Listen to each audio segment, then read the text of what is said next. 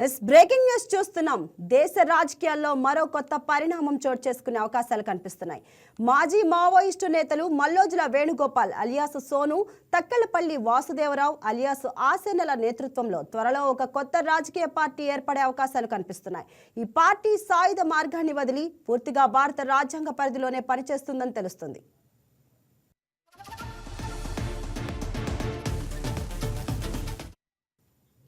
తాజాగా మాజీ మావోయిస్టు ఆసన్న ఈ విషయంపై స్పష్టమైన సంకేతాలు ఇచ్చారు.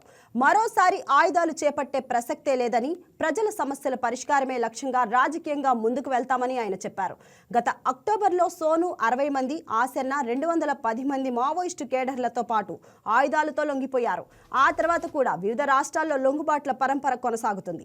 ఇటీవల తెలంగాణ డీజీపీ ఎదుట 41 మంది నక్సలైట్లు 24 ఆయుధాలతో లొంగిపోయారు.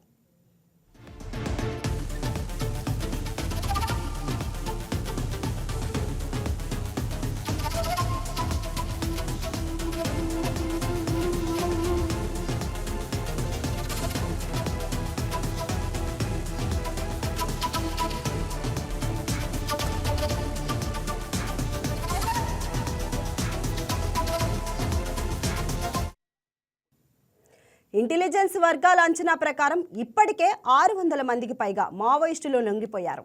వీరంతా ప్రస్తుతం మహారాష్ట్ర, ఛత్తీస్గఢ్, తెలంగాణ రాష్ట్రాల్లోని పోలీసు కేంద్రాల్లో ఉన్నారు. కేంద్ర హోంశాఖ నిర్దేశించిన గడువు పూర్తయ్యాక వీరంతా సాధారణ జీవితంలోకి వస్తారని అధికారులు చెబుతున్నారు. పరిశీలకుల అభిప్రాయం ప్రకారం 2026 ఏప్రిల్, మే నెలల్లో ఈ కొత్త పార్టీ అధికారికంగా ఆవిర్భవించే అవకాశం ఉంది. అయితే పార్టీ పేరులో మావోయిస్టు లేదా కమ్యూనిస్టు పదాలు ఉంటాయా, ఎన్నికల్లో పోటీ చేస్తుందా వంటి అంశాలపై ఇంకా స్పష్టత రావాల్సి ఉంది. మాజీ మావోలు సాయుధ పోరాటం నుంచి రాజకీయ మార్గం వైపు అడుగులు వేయడం దేశ రాజకీయాల్లో కొత్త అధ్యాయానికి నాంది కావచ్చని విశ్లేషకులు భావిస్తున్నారు.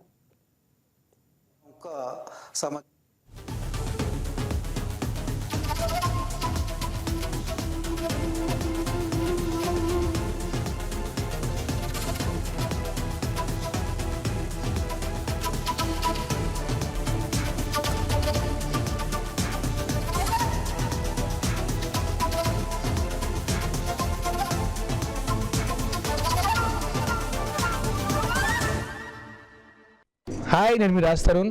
Please subscribe to YK TV. This is Viraj Ashwin. Please subscribe to YK TV Network.